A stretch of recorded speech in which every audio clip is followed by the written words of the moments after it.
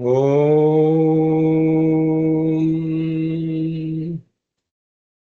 विश्वं दर्पण दृश्यमान नगरी तुल्यं निजान्तर्गतं पश्यन्नात्मनि मायया बहिर्वोद्भूतं यथा निद्रया यः साक्षात् कुरुते प्रबोधसमये स्वात्मानमेवाद्वयम् तस्मै श्रीगुरुमूर्तये नम इदं श्रीदक्षिणामूर्तये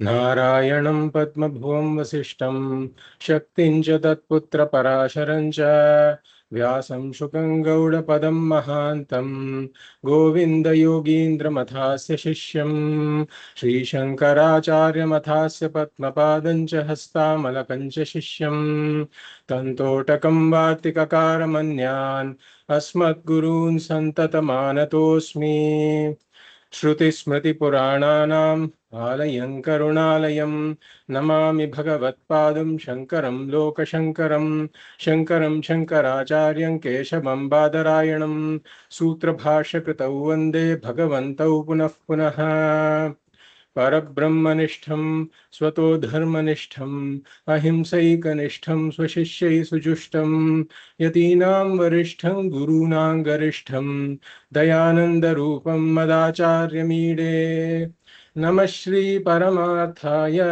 संसाराध्यासनाशिने श्रोत्रिय ब्रह्मनिष्ठाय तस्मै ब्रह्मविदे नमः सदाशिवसमारम्भां शङ्कराचार्यमध्यमाम् अस्मदाचार्यपर्यन्तां वन्दे गुरुपरम्पराम् ॐ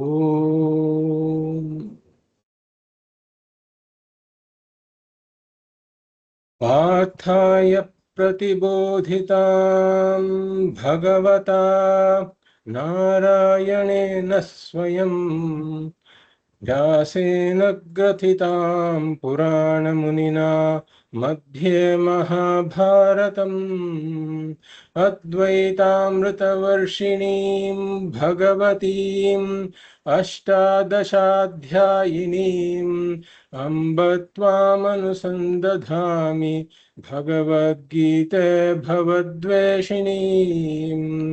नमोऽस्तु ते व्यासविशालबुद्धे उल्लारविन्दायतपत्रनेत्र येन त्वया भारततैलपूर्णः प्रज्वालितो ज्ञानमयः प्रदीपः प्रपन्नपारिजाताय स्तोत्रवेत्रैकपाणये ज्ञानमुद्राय कृष्णाय गीतामृतदुहे नमः सर्वोपनिषदो गावो दोग्धा गोपालनन्दनः पार्थो वत्स सुधीर्भोक्ता दुग्धं गीतामृतं महत् वसुदेवसुतं देवं कंसचाणूरमर्दनं देवकी परमानन्दं कृष्णं वन्दे जगद्गुरुम् भीष्मद्रोणतटा जयद्रथजला गान्धारनीलोत्पला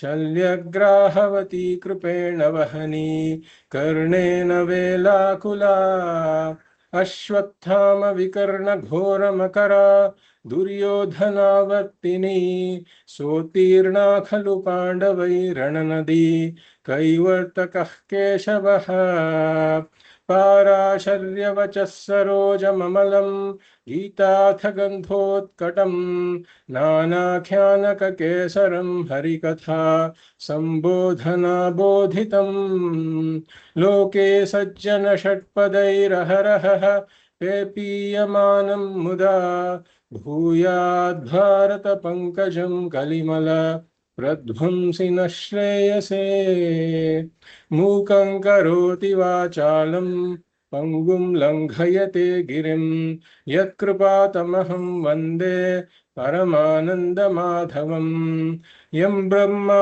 वरुणेन्द्ररुद्रमरुतः स्तुन्वन्ति दिव्यैस्तवैः वेदैः साङ्गपदक्रमोपनिषदैः गायन्ति यं सामगाः ध्यानावस्थिततद्गतेन मनसा Pashyanti yan yoginaha yasyantam na vidussura suraganaha devaya tasmai namaha devaya tasmai namaha.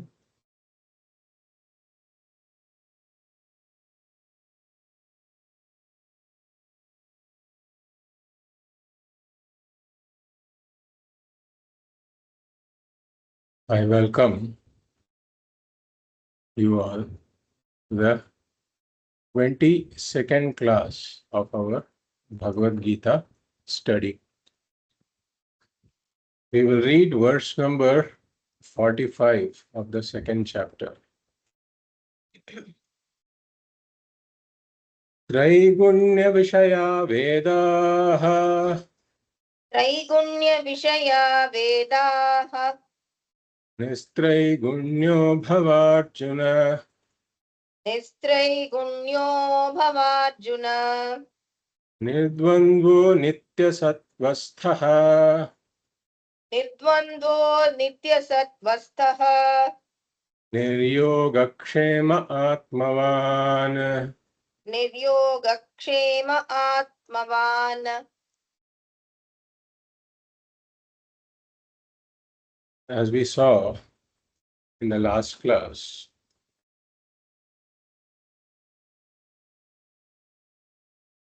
a lot of materialistically oriented people tend to think that the peace, security, and happiness of a human being depends on material accomplishments.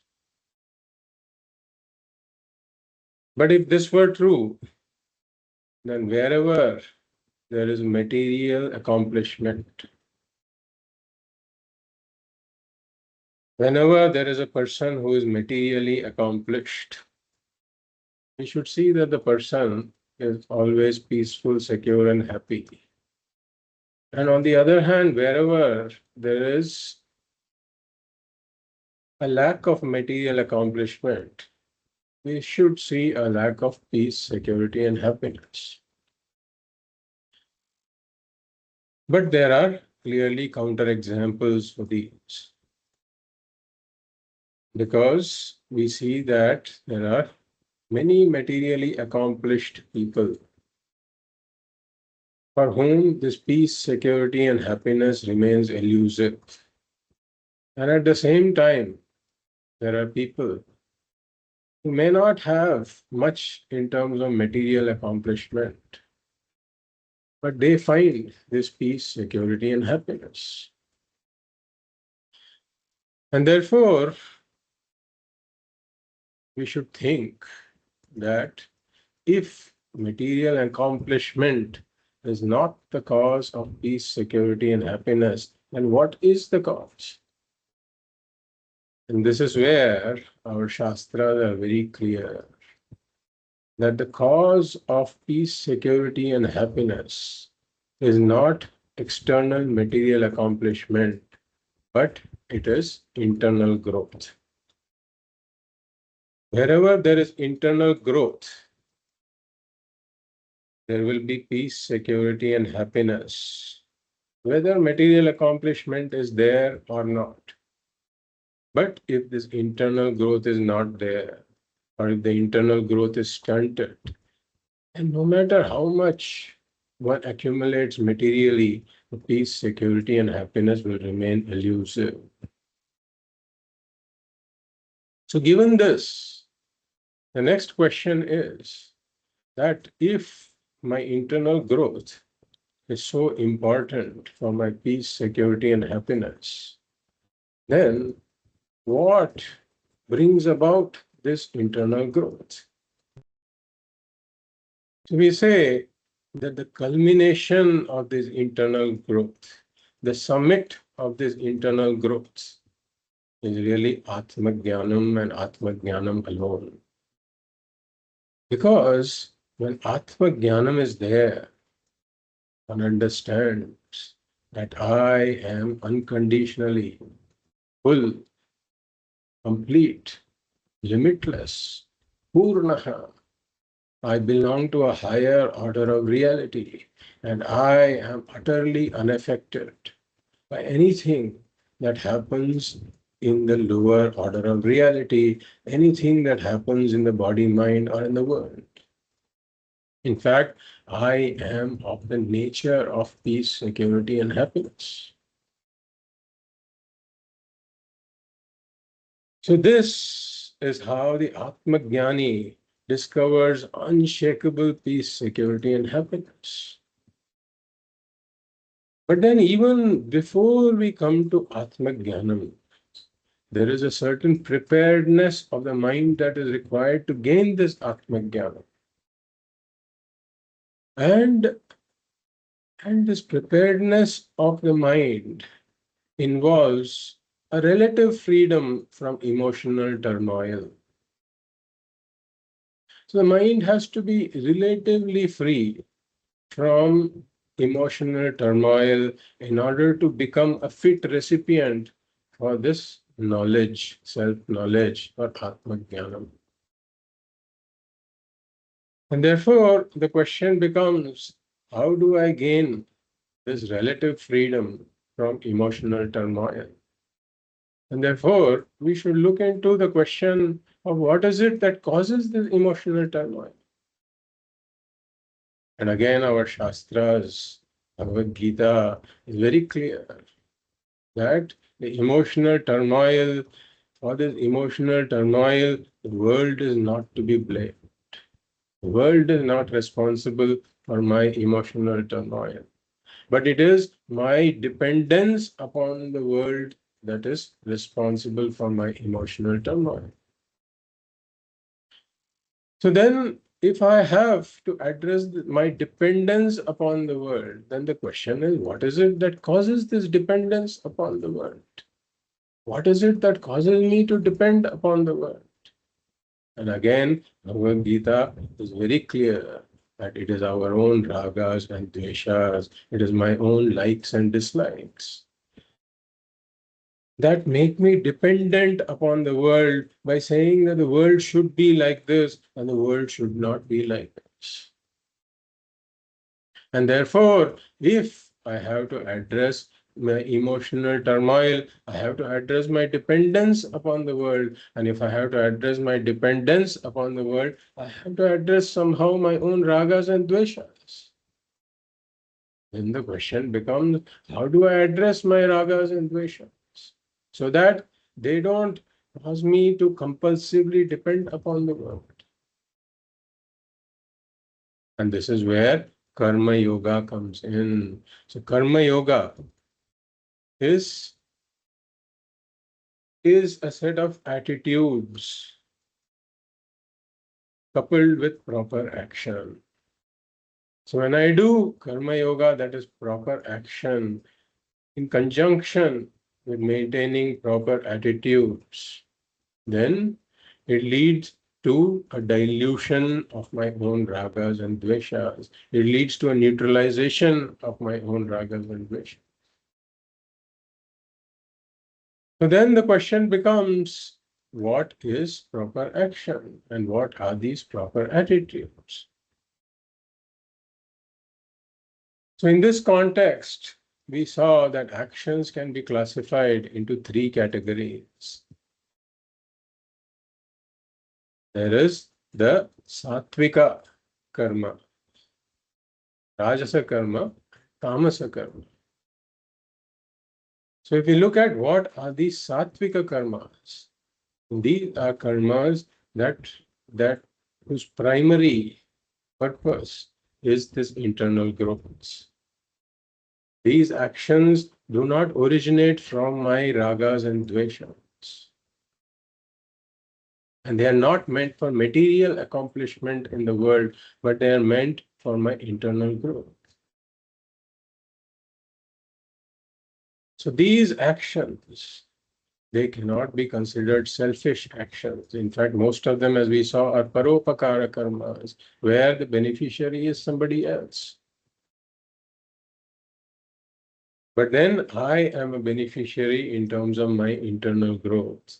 Therefore, there is yajnaha, dhanam, tapaha, as we saw, yajnaha comprising of pancha mahayajnas, dhanam in terms of charity, and tapaha in terms of austerities. Karmas meant for austerities, where I stay away from comforts. I give myself some voluntary discomfort. I voluntarily create a situation that is somewhat uncomfortable. So yajnaha, dhanam, tapaha. And these karmas are called nishkama karmas. They are also called nitya naimittika karmas. And these are the uttama karmas, the most efficacious karmas for one's internal growth. And then there are the rajasa karmas. The rajasa karmas are predominantly meant for accomplishing things in the world for the sake of artha and kamaha. They originate out of my ragas and dveshas. And since they are meant for material accomplishment, they can be considered as being selfish karmas.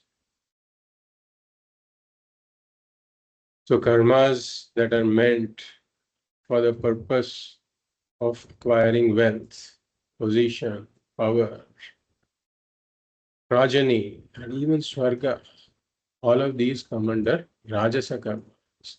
And rajasa karmas may help accomplish material growth, but they stagnate a person spiritually. They don't give any inner growth.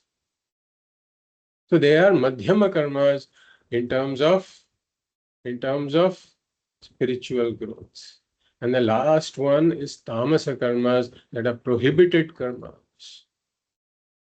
Karmas that one may do for the sake of short-term material growth. In the short term, one may get some material growth, but if that action involves lying, cheating, hurting somebody else, then it becomes a tamasa karma. And a tamasa karma may give short-term material growth, but in the long term, it results in spiritual downfall. So in the context of these three karmas now, who is a karma yogi? Karma yogi is one who avoids these tamasa karmas altogether, doesn't even entertain the thought of tamasa karmas. And he consciously reduces the rajasa karmas and consciously increases the sattvika karmas. Such a person is a karma yogi. And therefore, Bhagavan is critical of those materialists who are primarily focused on this material growth, who are primarily focused on karmas for material growth. Therefore, Bhagavan calls them avipaschitaha, meaning they are unintelligent, they are unwise. Why? Because they think that material growth alone can lead one to a successful life, can make one peaceful, secure, and happy.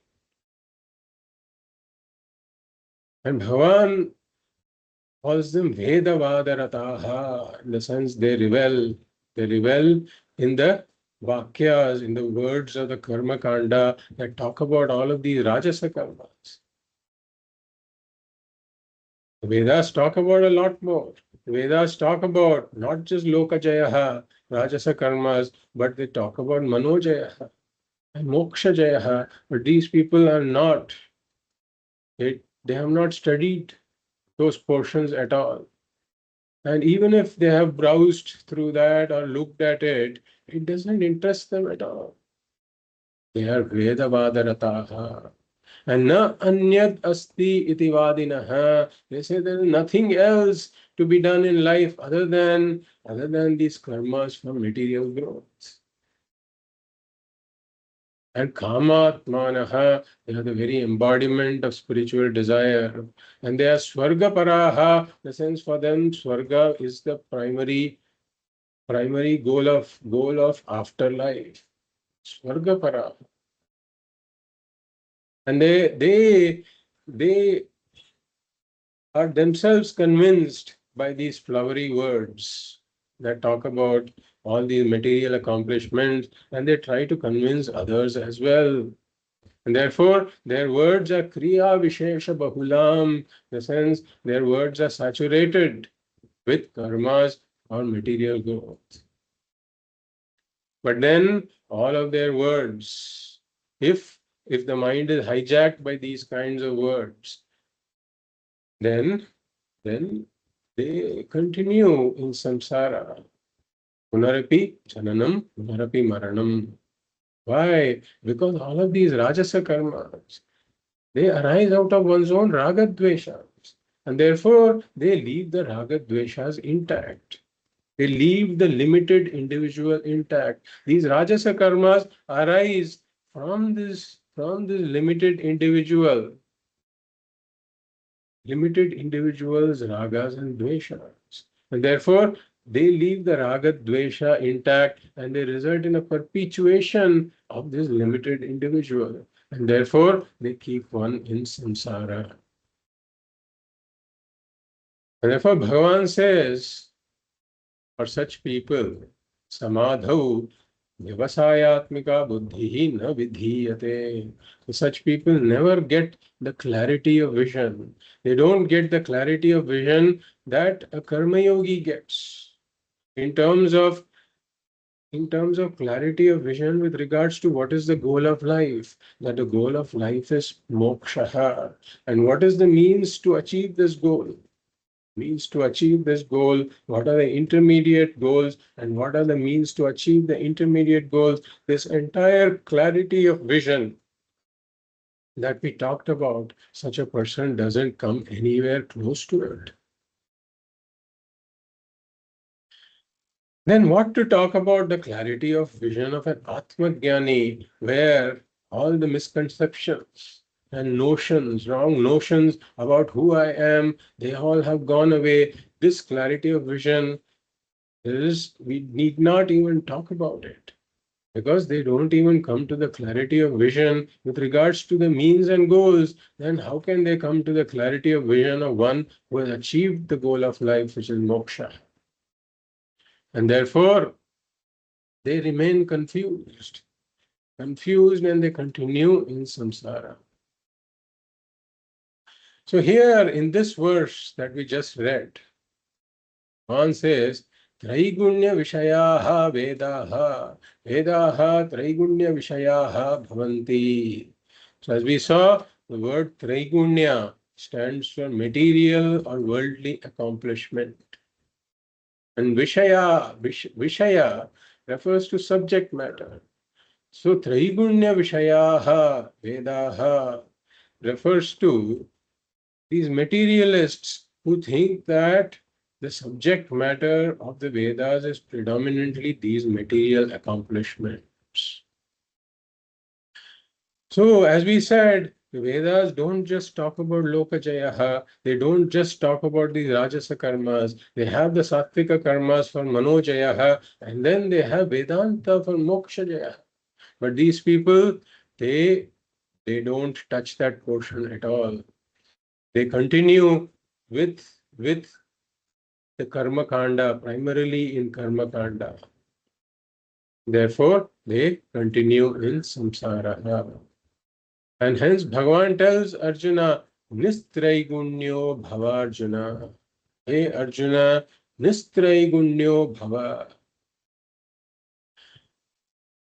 So Nistraigunya, if you look at the word Nistraigunya, Traigunyam, Nirgatam Traigunyam Yasmat Saha Nistraigunya, means the one from whom the Traigunya is gone, one from whom this Traigunya has departed, the one from whom these Rajasa karmas have been greatly reduced or departed, one from whom these Rajasa karmas meant for material growth, such karmas have reduced or completely departed. Such a person is Nistraigunya. Or in other words, Nishkamaha. Bhagavad uses this word Nishkamaha, meaning be one who's primarily who primarily does these nishkama karmas or sattvika karmas. So let your prayers and karmas be for your inner growth and not for material accomplishment. Let your prayers and karmas be for manojayaha and not for lokajayaha. So as we saw, the peace, security, and happiness depends upon one's internal growth. It depends on the extent of manojayaha that one has achieved. And therefore, let your material growth be subservient to your inner growth. The prayer of a materialist is, let me achieve success in the world. Whereas the prayer of one who is nistraigunyaha is that I am engaging in particular endeavors in the world, and let the aim of this, eventually whatever be the result, let me get the mental strength to be able to accept that result, and therefore his ultimate aim is manojaya. So this difference in attitude, this difference in prayer is what changes karma to karma yoga. It is what changes a karmi to a karma yogi. Therefore, Bhagavan, when he says Nistraigunyo Bhava, is essentially saying that you reduce these kamya karmas, reduce the rajasa karmas, and reduce this artharthi bhakti.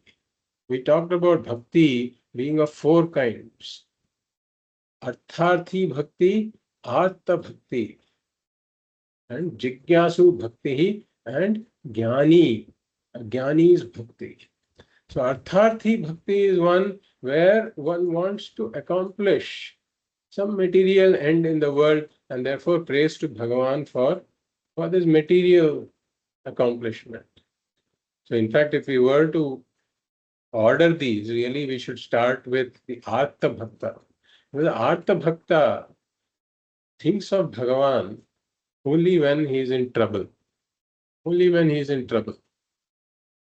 Other times he is purely engaged in Artha and Kamaha in the world. And whenever there is some adverse situation, then he thinks of Bhagavan. He is an Artha Bhakta. The next comes an Artharthi Bhakta, who does not think of Bhagavan only when he is in trouble. He thinks of Bhagavan even when times are good. But his aim is to use Bhagavan for material accomplishment in the world. Such a person is called an Artharthi Bhakta. A Jigyasu Bhakta, on the other hand, is one who has grown further. And now his desire is to know Bhagavan. Who is Bhagavan? And how do I achieve oneness with this Bhagavan? That is his pursuit. And a Jnani Bhakta is one who has already achieved this oneness with Bhagavan through knowledge. So here Bhagavan is talking about, when he says Nistraigunyo Bhava, he is essentially saying don't be an Artharthi Bhakta who is using your prayers and karmas, who is using Bhagavan for material accomplishments. Therefore, Bhagavan is saying that use your karmas for inner growth and not for material accomplishments, and therefore reduce the Rajasa karmas, reduce the Kamya karmas, reduce the Sakama karmas. May you become a Nishkama Pradhana Karma Yogi. So that is the meaning. Then Bhagavan says, Nirdvandvo Bhava. Nirdvandvo Bhava. So Dvandvaha means the causes of Sukha and Dukkha. For example, there is in the world, if you look at the world, and there is heat and cold, profit and loss, victory and defeat, comfort and discomfort. So these are pairs of opposites. And invariably one of them, if one of them causes Sukha, then the other one causes Dukkha. So these are called Dvandvaha. So Nirdvandvaha means be one, Nirdvandvo Bhava, means be one who is not disturbed by these pairs of opposites. In the sense, the pairs of opposites may come and go, but then you have strengthened your mind and diluted your raga dveshas to such an extent that they don't cause any emotional turmoil. Such a person has samatvam. Samatvam means an evenness of mind. The response of the mind is regulated so that it is the same no matter which of these opposites is there. Nirdvandvo bhava. So what happens is that so here Bhagavan is also talking about the Artha Bhakta. What does an Artha Bhakta do? An Artha Bhakta, if we think about it, whenever there's an uncomfortable situation, which he perceives as being trouble, there may be defeat, there may be loss, there may be, you know, um, various things that happen in the world that one considers as being adverse. So such a person, an Artha Bhakta, immediately he tries to seek some remedy for it. Why? Because his raga dveshas are such that they don't allow him to be at peace with this adverse situation. And therefore he has to immediately seek some remedy. And oftentimes the remedy involves some kind of prayers also. Prayers in order to address this adverse situation. So one may go to an astrologer, for example, and say that I am having this issue. Now you tell me something in order to resolve it. Or one may go to a palmist, or one may go to a Vastu person, or there are various things that people do. Or even one may go to some temple and do some special prayers or homas, etc. So now what happens is that this tendency can be somewhat addictive in the sense that one starts with some big problems, and then gradually one starts to do these parihara. These are called parihara karmas. So one may do parihara for big problems, which is perhaps understandable if one wants to do that. But then once one starts doing it for big problems, then one may start to do it for the smaller problems also. And then even for the smallest problems, one starts to do it. So if we look at it in the medical sense, then it is like resorting to taking medicines for every small sickness. If there is one is doing some uh, feeling like one is going to get some cold or a slight fever or something, immediately resorting to medications. That is not advisable medically also. Because why? Because it compromises one's own immune system. It makes one's own immune system weaker. If one sticks to that situation, then one gives the immune system a chance to respond to it. But if one immediately pops a pill, then one is not strengthening one's immune system. On the other hand, one is weakening one's own immune system. So similarly, whenever there is some small adversity, one should try to find the internal strength to face it. But then if one resorts to remedies, and if the remedies include these rajasa karmas, parihara karmas, for adjusting the world, in order to make the world peace, adjust the world, in order to adjust the world so that it comes in line with my own ragas and dveshas. So if I'm constantly doing this, then my ragas and dveshas do not get diluted. And therefore, Bhagavan is telling Arjuna, Nirdvandvo bhava means that drop such parihara karmas also. Whenever there's prayaschitta karmas, so you can also take it to be prayaschitta karmas that are done because if I am having an adverse situation, it is due to some past papa. And therefore, in order to neutralize that past papa, one may resort to some prayaschitta karma. Then it becomes a parihara. It becomes a rajasa karma. And therefore, Bhagavan says that strengthen the mind instead of resorting to the parihara for everything. Try to strengthen the mind. And therefore, again, instead of loka jayaha, try to get mano jayaha. So one may feel that what Bhagavan is saying here is difficult because since childhood we have been doing all these rajasa prayers. Whenever we are engaging in some material activity, we pray that may I get success. Or whenever there is some trouble, we pray that may Bhagavan remove this trouble. Then our prayer becomes a rajasa karma.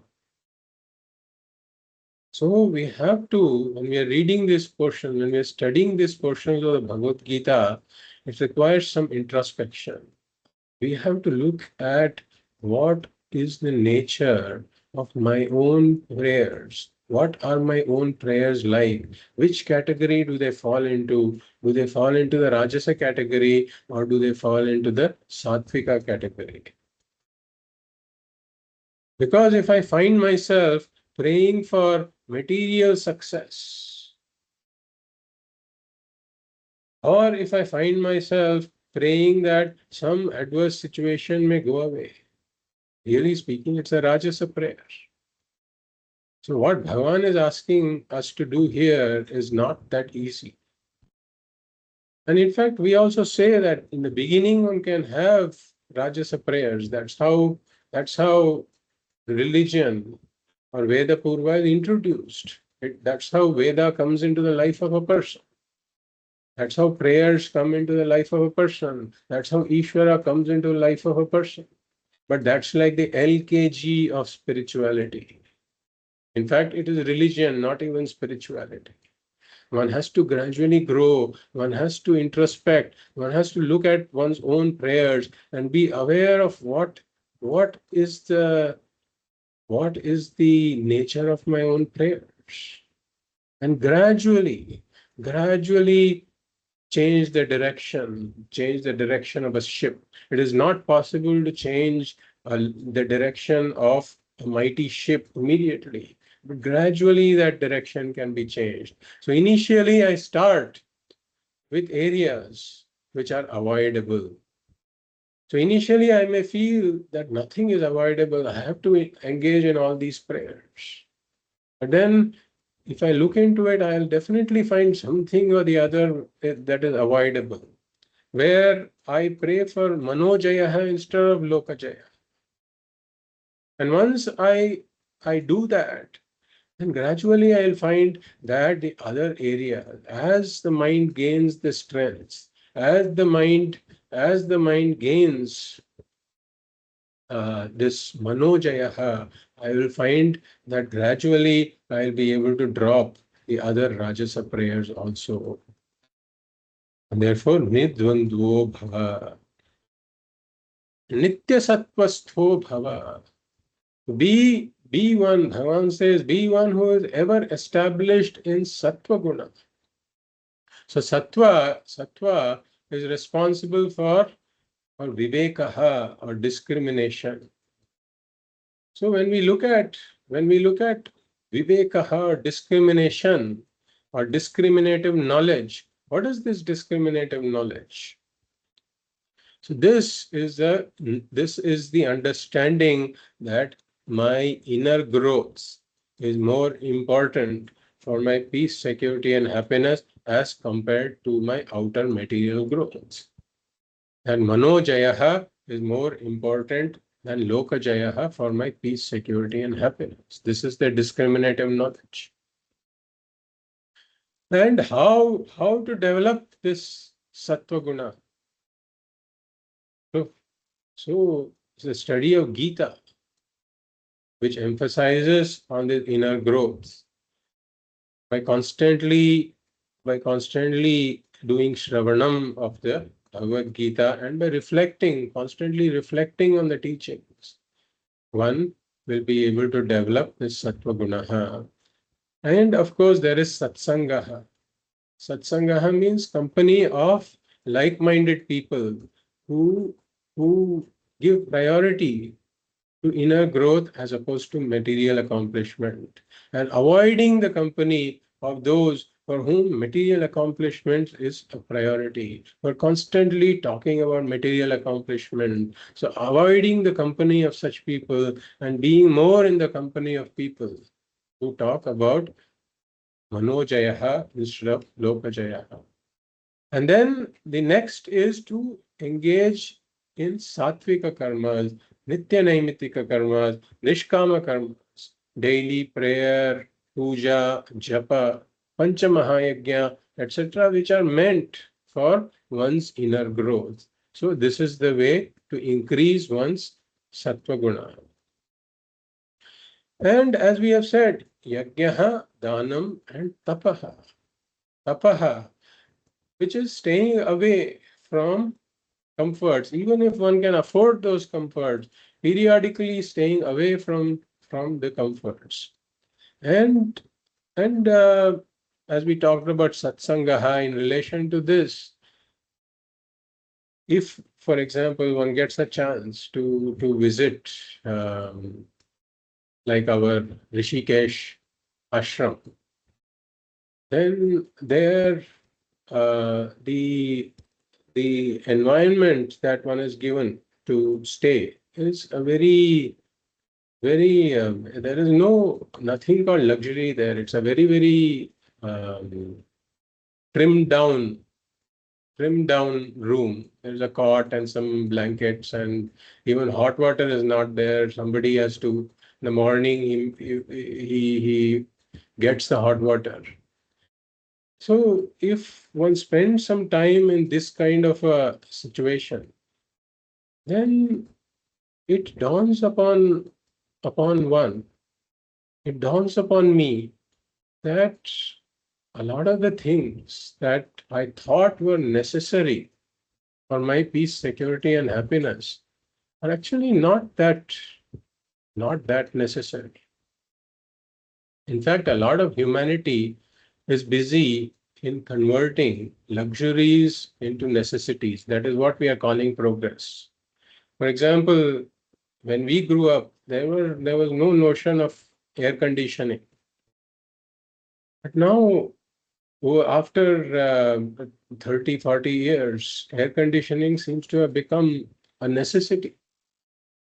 So gradually, mobile phone, nothing like a mobile phone was there, but now mobile phone has become a necessity.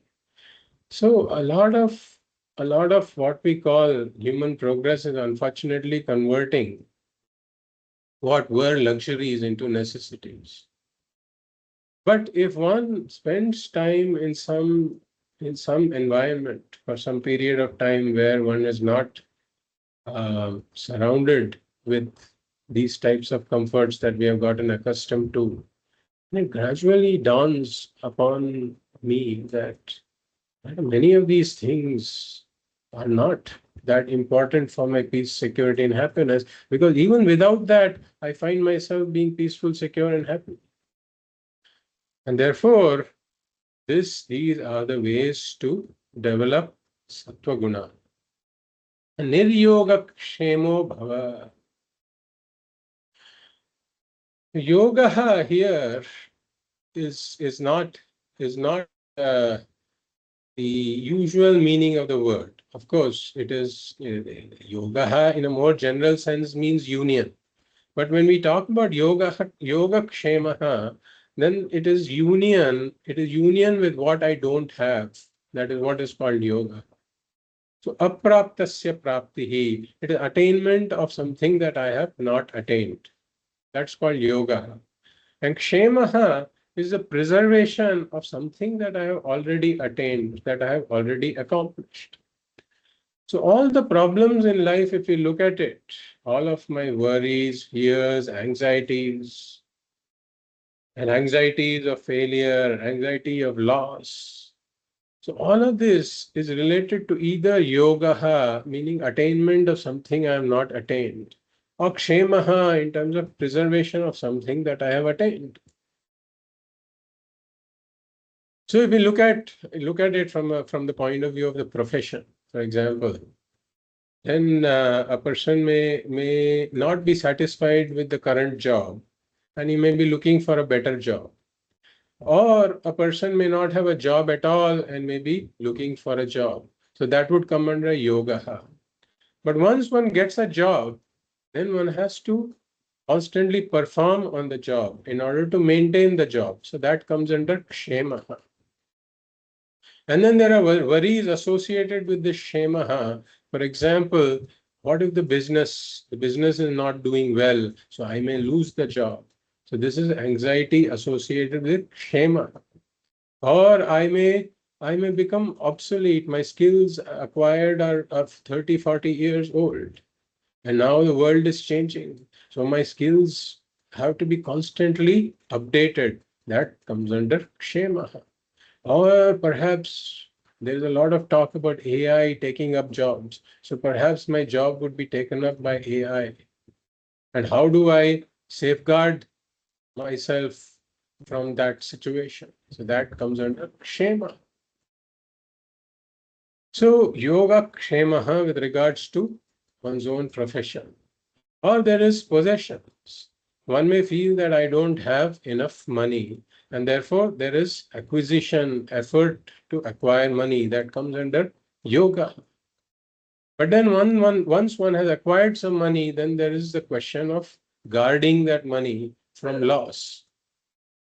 As we have as we have talked about, if the money is kept under one's mattress, then it may be eaten by rats or termites.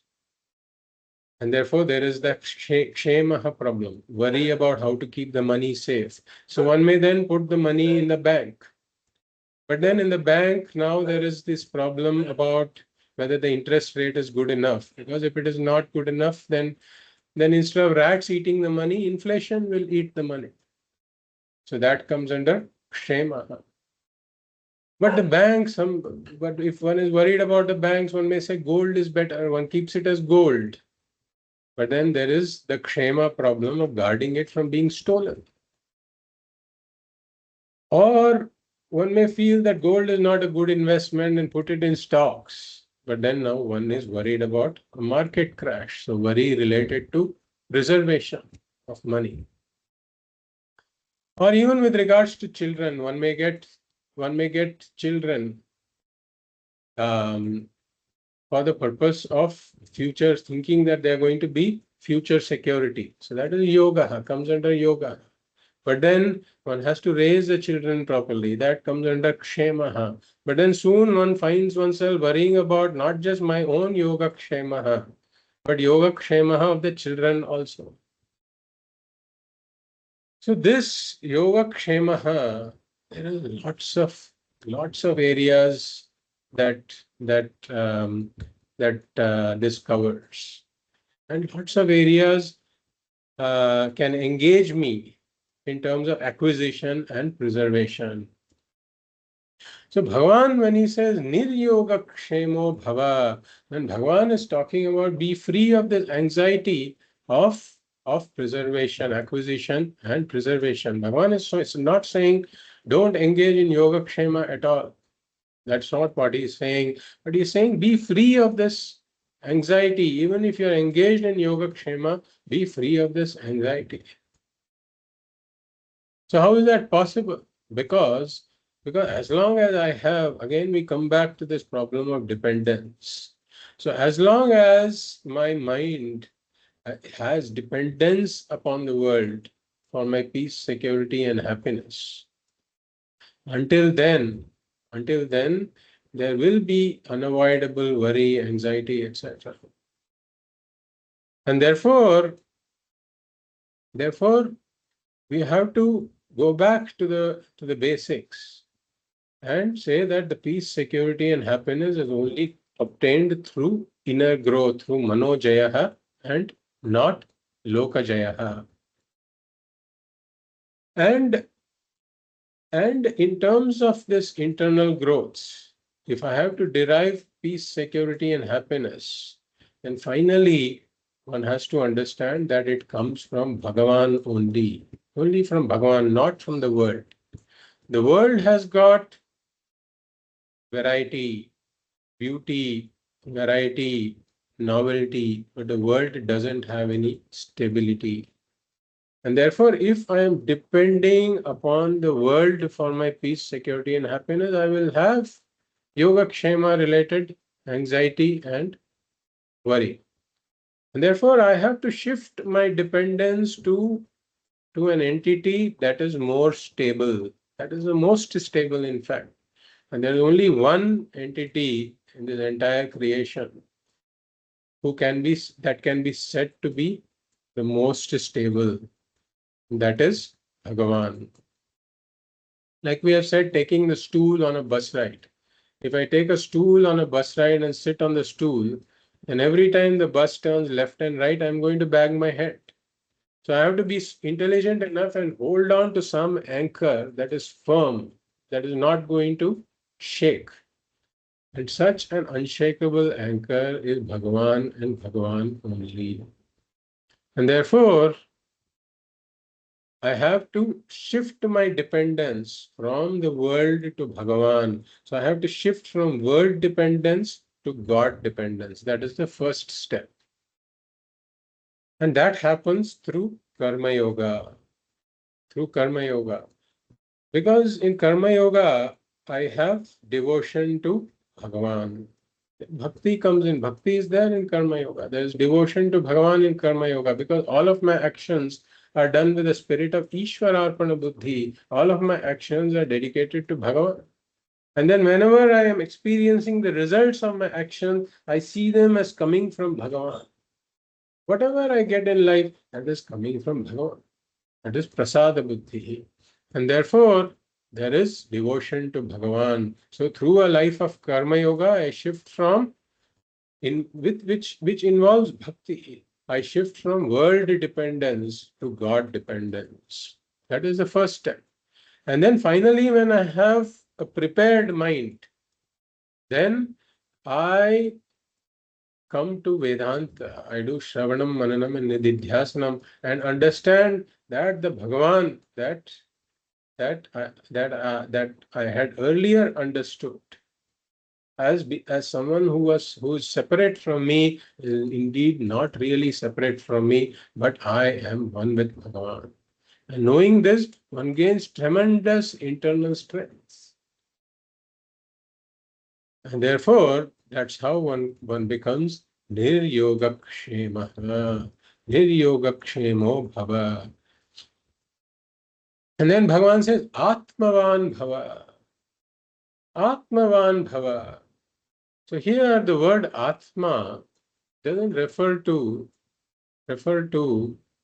the the real self that we have talked about. Atma, the word Atma has different meanings in different contexts. And in this case, the word Atma refers to mind. So Atmavan Bhava means be one who is endowed with a mind. That's what it literally means. Be one who is endowed with a mind.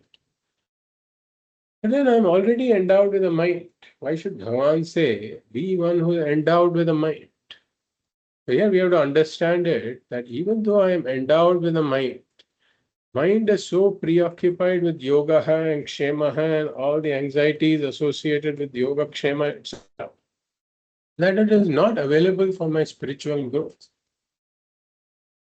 It is not available for spiritual pursuits. And therefore, here Bhagavan means that may you be endowed with a mind that is available for your spiritual growth. And therefore, one needs a certain alertness. One needs a certain undistracted mind that is clear about the goal. As we have said, Vyavasayatmika buddhihi. Such a mind is required, where one does not forget what is the goal, what is the destination. So this is somewhat similar to if we go on a long trip. Then, for example, if I'm on a train to Delhi, so I board the train, but then I may get down at some intermediate stations and then eat something there or drink something there. And if what I'm eating is very tasty, and the train is now now ready to depart, I don't say, get me one more masala dosa, get me this, get me that. At that time, I'm not sitting and busily eating more and more because I like it. I know at that point, I know that the train is departing. So even if the dosa is only half eaten, I run and board the train. I get into it. So such a person, he has a clear idea about what is the priority. He has to reach Delhi. So similarly, when we say Atmavan Bhava, then it means that our life should also be like that. We should be clear about the goal. Even if now and then I'm engaging in something else, I should not lose track of the goal. So this is what we had called Samadhanam in Tattva Bodha. Samadhanam is Chitta Ekagrata, which is this one pointedness of the mind. So, no matter what I'm doing, there's the inner mental compass in the back of the mind that says that my destination is moksha. And, and that has to constantly be there in the back of my mind so that I don't get carried away with other pursuits. So here Bhagavan has mentioned five adjectives. Nistraiguण्यो bhava, nirdvandvo bhava, nitya sattvastho bhava, niryogakshemo bhava, atmavan bhava. So as we said, nistraiguण्यो bhava means reduce the artharthi bhakti. Reduce the usage of prayers and karmas for and reduce the karmas for material growth, for loka jayaha, and instead one should focus on mano jayaha. So reduce the raga dvesha prompted karmas and increase the sattvika karmas. So here nistraigunyo bhava means reduce the rajasa karmas. Then nidvandvo bhava means that whenever there's an adverse situation, don't immediately run for a parihara karma. Don't immediately pray for its resolution. Let's try to build the mental strengths to withstand that situation. So reduce the Rajasa karmas again. But in this case, earlier, Nistraigunyo Bhava, Bhagavan is talking about reducing the Rajasa Kamya karmas. Here, Bhagavan is talking about reducing the Rajasa Parihara karmas. And Nitya Sattvasthaha means increase Sattva Guna. And how we talked about the various means for increasing Sattva Guna. Engaging in satvika karmas. Yajnaha, Dhanam, Tapaha. So here, Nitya Sattvasthaha is talking about increasing the satvika karmas. And Niryoga Kshemo Bhava is coming from world dependence to God dependence initially through devotion in Karma Yoga. And then coming from God dependence to self dependence through Jnana Yoga. Atmavan Bhava refers to having this mind that is available for spiritual growth. And the first point there is that the goal must be there and the mind all the time, that my goal is moksha. Then in the next verse now, Bhagavan, there may be a question here that why should I engage in seeking mano jayaha instead of loka jayaha? We have already answered that question, but here Bhagavan is reiterating the answer for that. That loka jayaha or any worldly accomplishment is anityaha. So instead of loka jayaha, if I seek mano jayaha, then I will get a qualified mind that will be able to gain jnanam and come to moksha jayaha. Moksha jayaha is nityaha. Nityaha means it is nitya sukham. It can give nitya sukham. All of this loka jayaha can only give anitya sukham, whereas moksha jayaha gives nitya sukham. So we will read the 46th verse. Yavan artha udappane यावानर्थ udapane सर्वतः सम्प्लुतोदके sarvatah samplutodake तावान् सर्वेषु वेदेषु tavan sarveshu vedeshu ब्राह्मणस्य विजानतः brahmanasya vijanatah. we do the padachhedah yavan arthah udapane yavan arthah udapane sarvatah samplutodake. That's a samasa. So we read it together. Sarvatah samplutodake. There are certain editions where sarvatah is separated from samplutodake. But in Bhagavad Pada's Bhashya, he is treating it as a samasta padam. And therefore we will take it as a samasta padam. Sarvata samplutodake. Tavan sarveshu. Tavan sarveshu vedeshu brahmanasya vijanataha.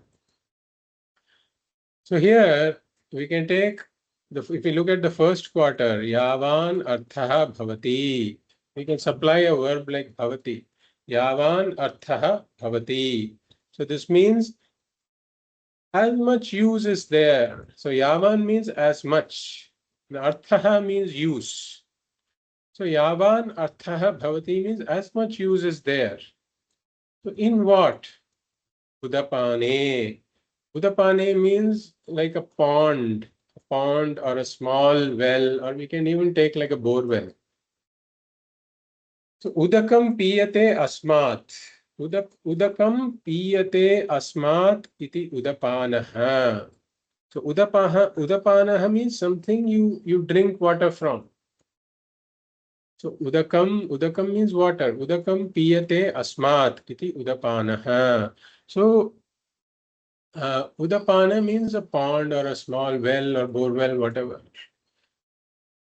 So as much use is there in a small pond, well or bore well is what Bhagavan is saying. Udapane yavan arthaha bhavati means in a small pond, well or bore well, how much use is there?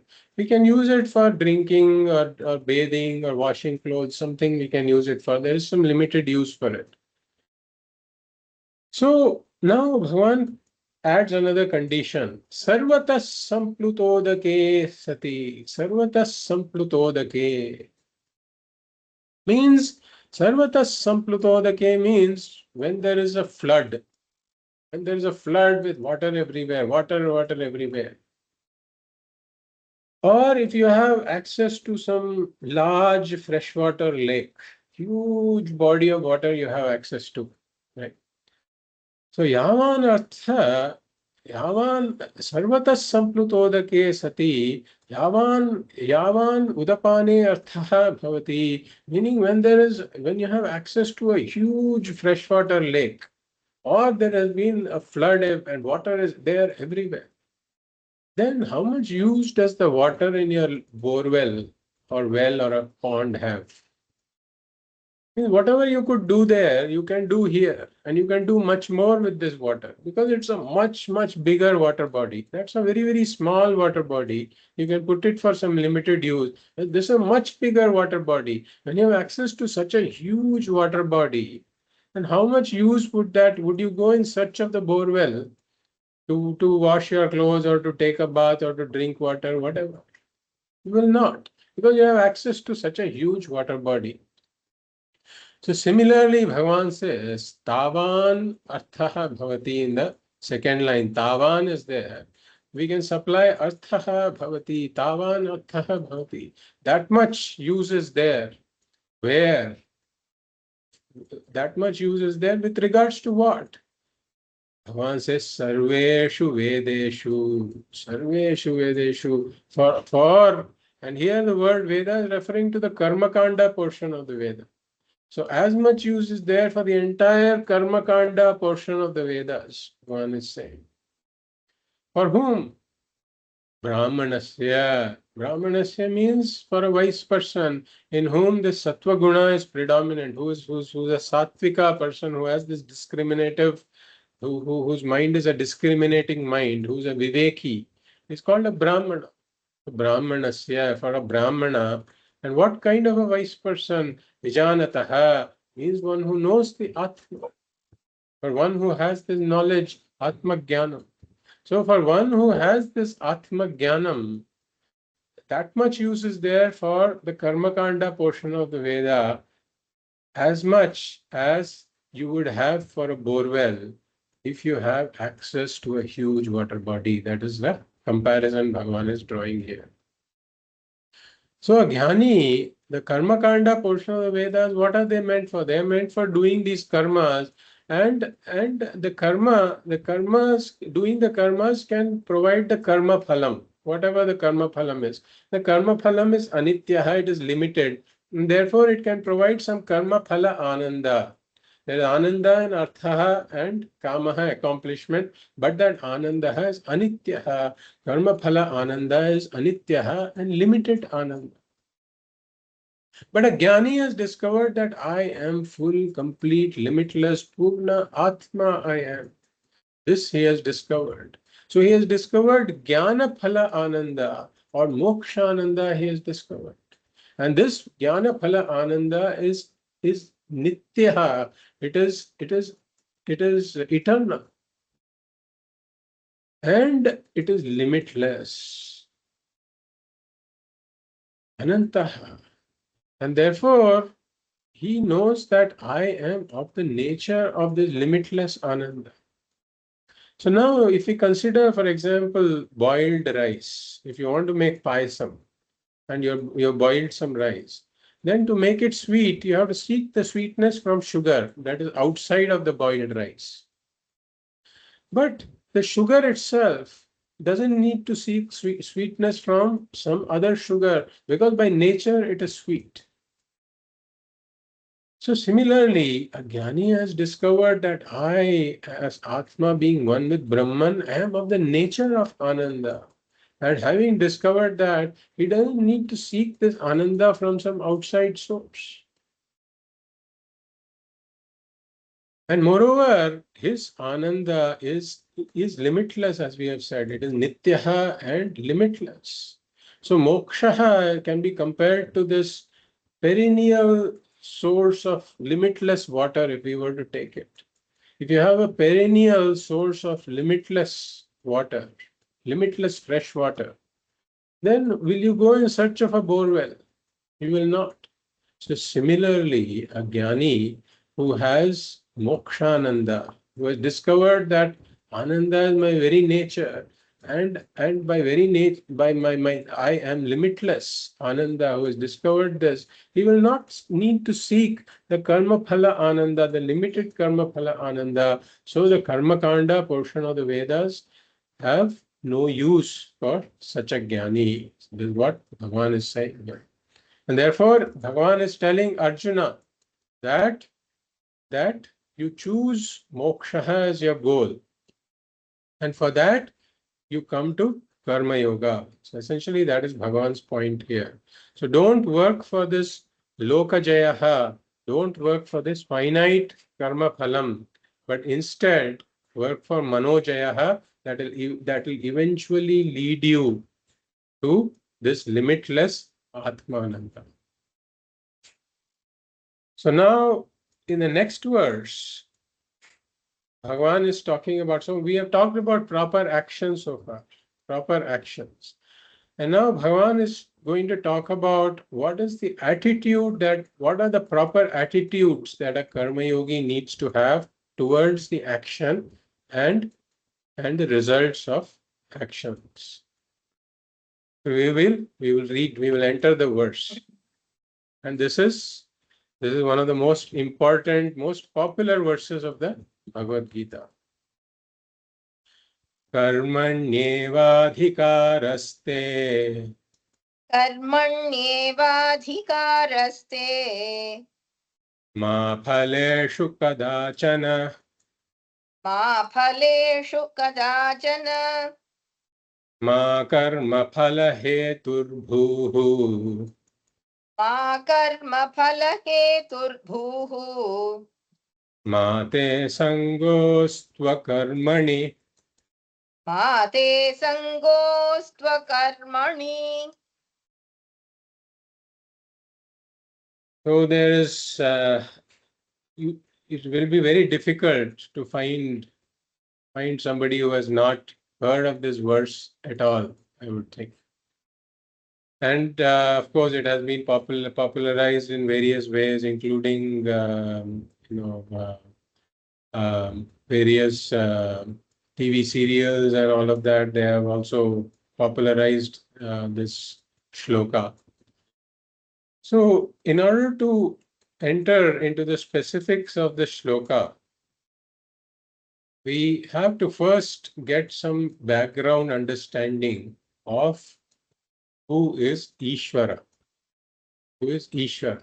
Now, the topic of Ishvara comes later in the Bhagavad Gita, but we will get a preview of what is going to come, because it will help appreciate this, the understanding, help appreciate us understanding the meaning of this better. So if we look at anything in the world, whenever something happens in the world, it happens because there is a cause for it. There is some cause for it. We may understand the cause, or in some cases we may not understand the cause. So we call something an effect, and we say that every effect has got a cause. Now, similarly, this entire world was not there in its present form. The entire world was not there in its present form, and even science agrees that the entire world was not there. Even we were not there at some point as these various beings. Similarly, the world was not there. So science says that this entire world started with the Big Bang. The Big Bang. And if we were to ask science, ask the scientist, so what was there before the Big Bang? Then they have no clear answer. They say, in fact, even the word before the Big Bang doesn't make much sense, because even time was not there. So since time was not there, space was not there, time was not there, we can't even talk about before the Big Bang. Everything started with the Big Bang. So then did everything come out of nothing? What exactly happened? The scientist says that all the laws of science, right? They call it the singularity, and say that all the known laws of science break down at that point in the singularity, and therefore in effect they are saying in a very complicated manner that I don't know the answer. So science says that with the Big Bang, all the matter that we see here was spewed out during the Big Bang. And now science is trying to explain how consciousness arises from all of this matter. So science has now brought matter into existence with the Big Bang. Not yet consciousness, only matter. Now they are struggling with this question of how did consciousness arise from matter? How does consciousness arise from matter? Right? So this is a bit like a person who has a hammer. When a person has a hammer, they say everything looks like a nail to that person. So he's trying to use the hammer to solve every problem, right? So now science has got only matter, right? So now they have to explain consciousness. So somehow scientists have to explain how consciousness arises from matter. But Vedanta says that science will never ever be able to successfully explain how consciousness arises out of matter, because science has missed something more fundamental. In science, matter is what is fundamental, but Vedanta says that starting with matter, science will never be able to explain consciousness, because consciousness is really more fundamental. So before the Big Bang, before the world came into existence, consciousness was there. Consciousness was there.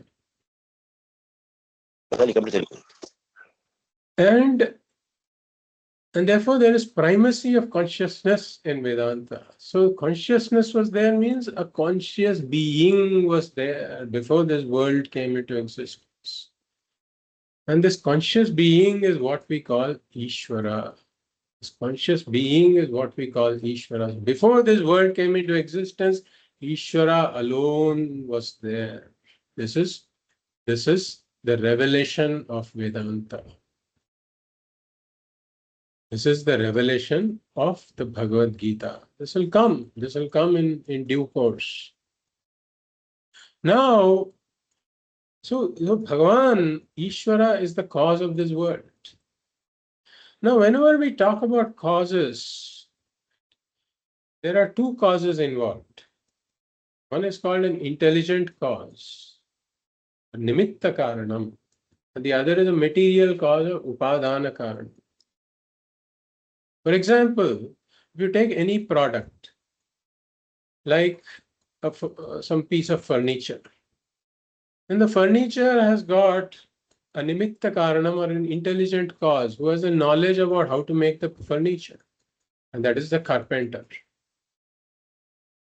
But in all of our examples, the material has to come from outside. So the carpenter has the knowledge of how to make the chair, but then he needs the wood, and therefore he has to go in search of the wood. And then he gets the wood. That is the material cause, or upadana karanam. The nimitta karanam is the carpenter, upadana karanam is the wood. And then now the product called chair can come out. Or if we take, for example, a goldsmith. A goldsmith has the knowledge about how to make ornaments, but he has to get the gold, the upadana karanam. So nimitta karanam is the goldsmith, upadana karanam is the gold, and out comes the ornament, that is the product. So now this is a common experience. And therefore, whenever people think of the world as a product, the world is like a chair or an ornament, let us say. So there is a maker of the world, and there needs to be materials through which the world is made. So because our common experience says that the maker is always different from the material, the carpenter is always different from the wood, the goldsmith is always different from the gold, we jump to the conclusion saying that if the world is a product, there must be a maker who gets the material and then makes the world. This is the common idea. And therefore, a lot of theologies come up with this idea of God, a God who is some kind of some person who is sitting in heaven. So God in heaven created this world. That's the common idea. But then this raises a lot of questions, that if a God sitting in some heaven created this world, then who created that heaven? And if this God is some kind of a person sitting in heaven, then who created this person? Is there some other God who created both this personified God as well as the heaven in which this personified God is sitting? So if you try to answer saying that yes, there is some superior God who created both, then we say, then let's talk about that superior God, because he's the real God, right? Who created both the heaven and this God. Okay, so now we come to this God, this ultimate God, right? Who is outside, who is not in heaven. So now we have dismissed the idea of heaven. So now this God is somebody who has not yet created heaven, and not yet created the world. So now the next problem will be that at this point even space doesn't exist, even time doesn't exist, because science also now agrees that before the Big Bang, if we can use the word before. It's a funny state. But then even space and time are not there. So now the question would be that if space and time also do not exist, then where did the material come from? Where did the material come from? Because we always think about carpenter, this God, if we say is the intelligent cause, the nimitta karanam, then where did he get the upadana karanam? Because to place the upadana karanam, you need some space. But you're saying even space is not there. So where did he get the upadana karanam from? That becomes a question. So here, Vedanta provides a mind-boggling answer that Ishvara, who is a nimitta karanam, when space and time also do not exist, he himself becomes the upadana karanam also. This Bhagavan, who is a nimitta karanam, finds the material from within himself. In fact, he himself is the nimitta karanam and he himself is also the upadana karanam. So, abhinna nimitta upadana karanam is this Ishvara. So we said this is a very funny idea. Meaning, how do we even appreciate this? That the intelligent cause and material cause are collapsed into one. The nimitta and upadana karanam are one. How do we even appreciate this? So this is where the Upanishad gives the example of the spider. The spider, the spider, the spider is the nimitta karanam. But then the spider weaves the web. Where does it get the material for the web from? It gets it from within itself. So the web is like an extension of the spider. The web emerges from the spider. The web is sustained by the material that the spider provides. And the web, eventually the spider swallows the web also. It goes back into the spider. Or another example is our own dream. When we go to sleep, a dream world arises. Where does the dream world arise from? It arises from the waker. Who provided the material for the dream world?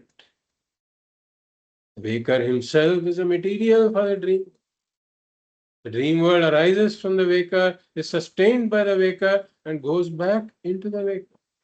The waker is both the nimitta karanam as well as the upadana karanam. Waker is the intelligent cause as well as the material cause for the dream. The waker himself becomes the dream. We cannot separate the dream from the waker. Similarly, here, Ishvara himself has become this world that we are seeing in front of us. So just like the upadana karanam always pervades the product. In our common examples, the carpenter can be different from the chair. Once the carpenter has sold the chair, the carpenter is separated from the chair. But the chair can never be separated from the wood because the chair is dependent upon the wood for its very existence. Here also, Ishvara is a nimitta karanam. If Ishvara was only the nimitta karanam, then we could talk about a God in heaven and the world is separate. But in Vedanta, Ishvara is abhinna nimitta upadana karanam. And therefore, Ishvara is not just the nimitta karanam, but also the upadana karanam. And therefore, Ishvara pervades this entire jagat. And that is why in Sanatana Dharma we can take anything in the world. We can take a stone, we can take a tree, we can take a cow. We can take anything and invoke Ishvara in it. Because Ishvara already pervades whatever it is. Therefore, we have no problem worshipping anything because we see Ishvara everywhere. And therefore, this is our vision of Ishvara. And then what is the relationship between me and this Ishvara? If we ask this question, and since Ishvara pervades everything in this Srishti, Ishvara should pervade me also. Because the way I understand myself, if I look at this body mind, if I look upon myself as this body mind, then this body mind is a product. And being a product, the upadana karanam has to pervade the product also, because the product cannot be there without the upadana karanam, without the material cause. And therefore, Ishvara pervades me also. And that is why we say that really speaking in the vision of Vedanta, there is no separation between me and Ishvara.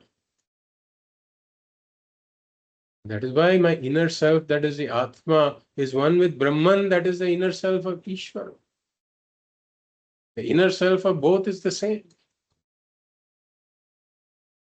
That is the understanding that I have to come to. But then, as long as the raga dveshas are there in my mind, as long as this ajnanam is there, as long as the raga dveshas are there, it is not possible for me to appreciate this oneness of the Atma with Brahman. It is not possible for me to appreciate that I am one with this Ishvara. That almost sounds like sacrilege to me if I say that I am one with Ishvara. And therefore, Vedanta says that, okay, for the time being,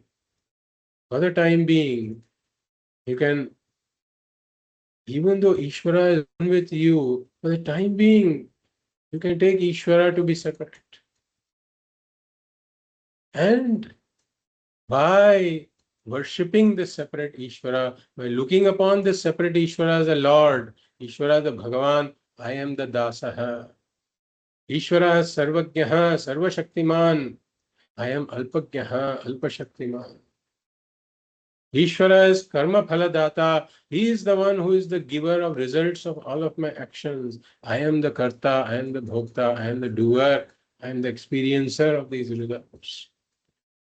So with this attitude, if I enter karma yoga, and if I dedicate all of my actions to this separate Ishvara, and if I look upon all of the results as coming from this separate Ishvara, eventually it will give me the chitta shuddhi, it will give me the purity of mind, by which finally I can come to the jnanam, where I see that I am one with Ishvara.